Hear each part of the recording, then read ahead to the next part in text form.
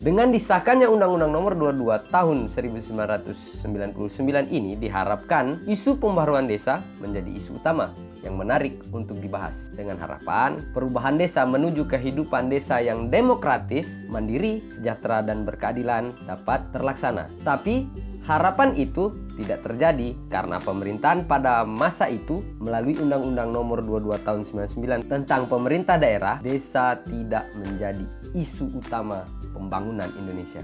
Desa bicara. Desa bicara. Desa bicara. Desa bicara.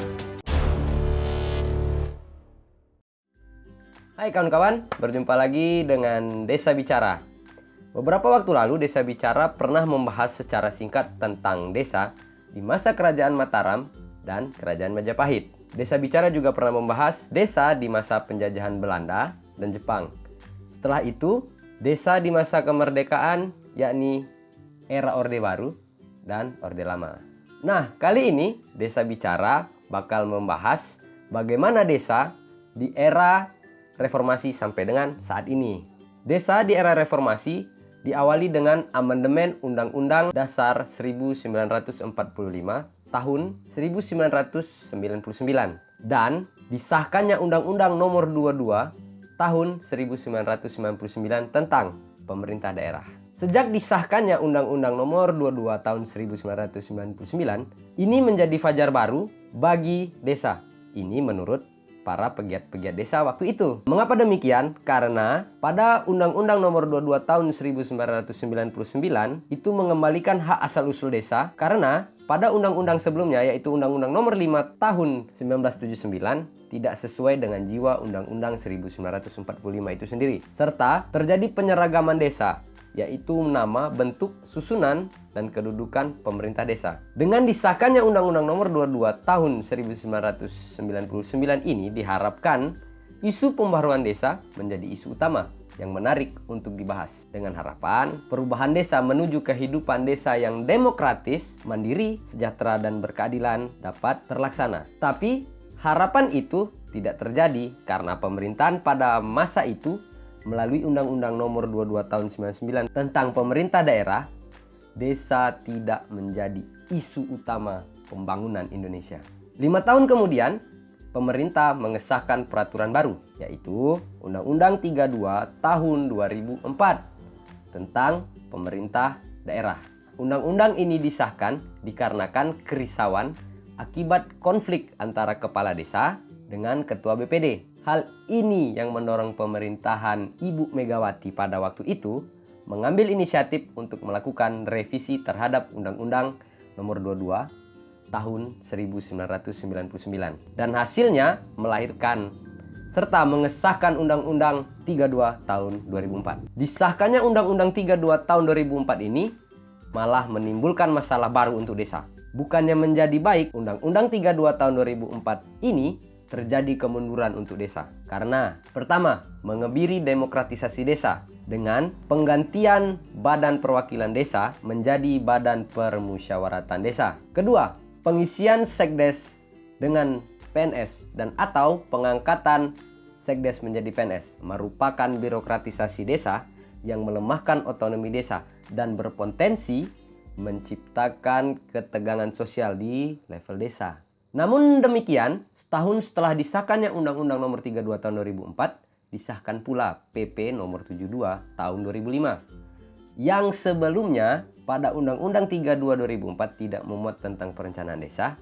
Nah, pada PP 72 Tahun 2005 ini akhirnya memuat tentang perencanaan desa atau yang disingkat dengan RPJM Desa sebagai sebuah instrumen untuk membangun partisipasi, demokrasi, dan kemandirian desa. Serta PP 72 Tahun 2005 ini menegaskan tentang alokasi dana desa atau yang disingkat dengan ADD yang diambil dari sekurang-kurangnya 10% dari total dana perimbangan yang diterima oleh kabupaten atau kota setelah dikurangi belanja pegawai.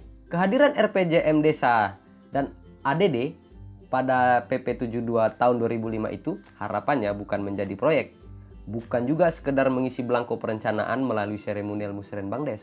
Energi kinetik yang disuntikan kemitraan membuat Musrenbangdes bukan sekedar seremonial yang formalistik, tetapi sebagai arena kolektif bagi desa untuk mengambil keputusan tentang isu-isu publik dan menggerakkan aset penghidupan lokal. Walaupun harapan itu tidak semuanya berjalan dengan rencana, tapi para pejuang desa pada waktu itu sudah meluangkan waktu dan tenaga untuk kemajuan desa. Itu catatan penting. Dan perjuangan itu pun tak berhenti sampai di situ.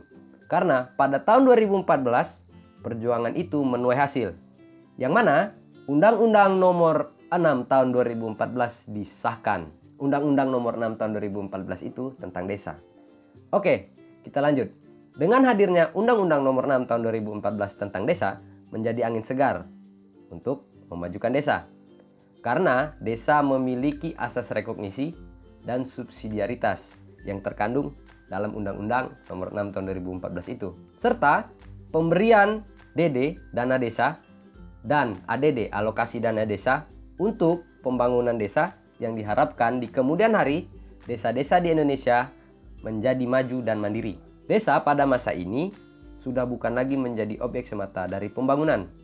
Maka diharapkan desa dapat membangun sesuai dengan kekhasan dan atas dasar musyawarah yang dilakukan di desa. Tantangannya saat ini adalah desa mampu untuk berdaya dan mandiri melalui kewenangan yang dimiliki desa. Di antaranya, 1. Kewenangan berdasarkan hak asal-usul. Yang kedua, kewenangan lokal berskala desa. Yang ketiga, kewenangan yang ditugaskan oleh pemerintah daerah, provinsi, dan atau pemerintah kabupaten atau kota. Yang keempat, pemerintah lain yang ditugaskan oleh pemerintah daerah, provinsi, atau pemerintah daerah, kabupaten atau kota yang sesuai dengan ketentuan peraturan perundang-undangan. Dengan begitu banyaknya kewenangan yang dimiliki desa, lantas bagaimana desa saat ini? Itu menjadi pertanyaan kita bersama. Itu dulu dari kami Desa Bicara. Sampai jumpa di video selanjutnya.